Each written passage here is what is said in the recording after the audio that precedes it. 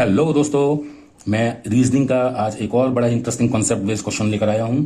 इसमें रीजनिंग में डाइस, जो हमारा लूडो का जो पासा होता है उसको डाइस बोलते हैं, डाइस क्यूब, उसके बेस्ड क्वेश्चंस होते हैं और ये बड़े ही इंटरेस्टिंग होते हैं।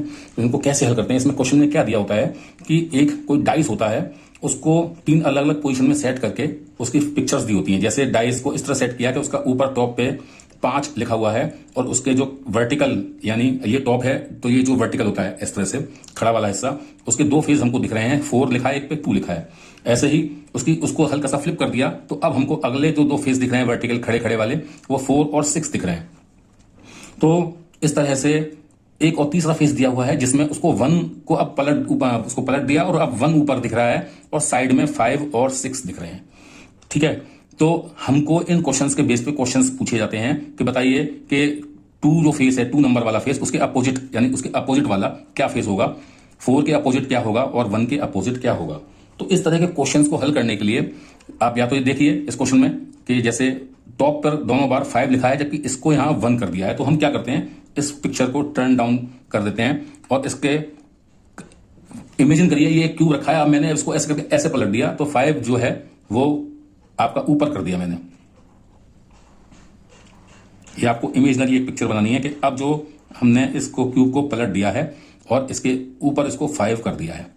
तो जाहिर सी बात है जैसे ही हम 5 करेंगे तो ये 1 जो है इसके खड़े वाले पोजीशन में आ जाएगा और 6 भी खड़े वाली पोजीशन में आ जाएगा। तो एक तरफ 1 आ जाएगा और एक तरफ 6 आ जाएगा। अब हम इस पिक्चर को इग्नोर करेंगे और हम इन 3 पिक्चर को लेंगे क्योंकि इन तीनों में ही 5 टॉप पर दिया हुआ है। वैसे तो आप इन दोनों पिक्चर को इवेलुएट करेंगे तो ही आपको पता लग जाएगा कि खड़े पोजीशन में 4 के एक तरफ 2 है और एक तरफ 6 है, यानी 4 के अगर इधर 6 है और इस दूसरी साइड में 2 होगा तो 6 और 2 आपस में अपोजिट होंगे। तो हमको इसका तो आंसर वैसे मिल गया, 2 के अपोजिट कौन सा फेज होगा, 6 होगा। ये आपको समझ में आ गया। दूसरा उसने बोला 4 के अपोजिट क्या होगा। अब देखिए, अगर इस पिक्चर को, इन तीनों को हम क्या करें तो हम एक समझने के लिए एक ड्रॉ करते हैं बड़ा क्यूब कुछ इस तरह से। ये आपको समझाने के लिए कर रहा हूं मैं, एग्जाम जब आप प्रैक्टिस कर लेंगे इनकी तो आप बड़े ही आसानी से इन क्वेश्चंस को कर पाएंगे।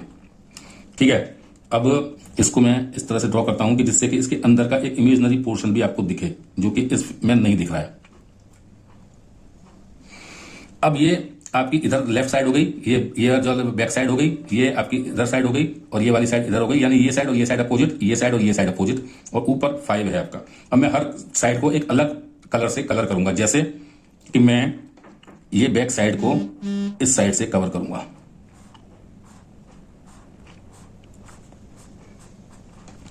ठीक है, ये बैक साइड आ गई और इसकी ये वाली साइड को मैं इस कलर से कलर करूंगा तो जिससे आपको आसानी होगी समझने में। ठीक है, और अब मैं इसकी लेफ्ट साइड को एक अलग कलर से करूंगा और वो कलर होगा ये वाला।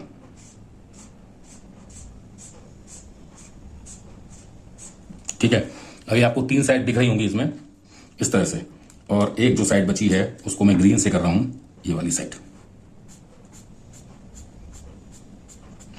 अब आप बड़े आसानी से देख सकते हैं कि इसकी हमको चारों खड़ी साइड दिख रही हैं, ब्लू से, स्काई ब्लू से, रेड से, ग्रीन से। टॉप हमको ऊपर दिख रहा है, बॉटम हमको नीचे दिख रहा है साफ साफ। अब इसने बोला है कि 5 आपका ऊपर है बॉटम में, ठीक है, उसको टॉप पे। तो 5 को मैं यहां लिख रहा हूं, बिल्कुल किसी के भी बीच में नहीं लिख रहा हूं, यानी कि टॉप पर है। अब देखिए, हमने देखा कि 5 जब टॉप पर था तो एक साइड, ये वाली साइड 4 थी, 4 रेड वाली साइड 4 थी आपकी। ठीक है, और उसके अपोजिट ग्रीन वाली साइड 2 थी, तो इसके अपोजिट ये है तो मैं इसको 2 लिख रहा हूं। और मैंने बताया 2 के अपोजिट 6 थी। ठीक है, पहले क्वेश्चन में कि अगर 4 के एक तरफ 2 है और एक तरफ 6 है तो इसका मतलब 6 और 2 आपस में अपोजिट हुए। तो ये स्काई ब्लू साइड है, ये आपकी 6 है, तो 6 के अपोजिट 2, तो 4 के अपोजिट क्या बचेगा। अब इसी में आप देखिए कि 6 के अपोजिट, 6 के एक साइड में 1 है, यानी 6 के एक साइड में 4 है और 6 के एक साइड में 1 है, तो यानी कि ये आपकी जो साइड आई ये 1 आई।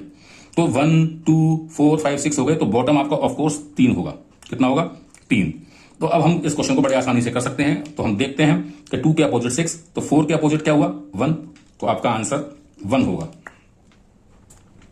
और 1 के अपोजिट क्या है? 1 के अपोजिट अगेन 4, 4 के अपोजिट 1 है, तो 1 के अपोजिट क्या होगा? 4। तो आप इस तरह से इन क्वेश्चंस को बड़ी आसानी से कर सकते हैं। ज्यादा से ज्यादा प्रैक्टिस करिए। इनको करने का तरीका जो ट्रिक है वो ये है, कोशिश करिए कि एक सेम फेस को आप एक तरफ लेकर आए, यानी अगर टॉप पर आपको रखने हैं तो तीनों फेस एक साथ रखिए और फिर उनको एक बड़ा क्यूब बना के थोड़ा सा समझने के लिए आप आसानी से जिससे समझ पाएं उनके सारे फेसेस को नंबरिंग दीजिए और फिर आप बड़ी ही आसानी से ऐसे कोई भी क्वेश्चंस को कर सकते हैं। तो उम्मीद है आपको समझ में आ गया होगा। मिलते हैं अगले किसी नए वीडियो में।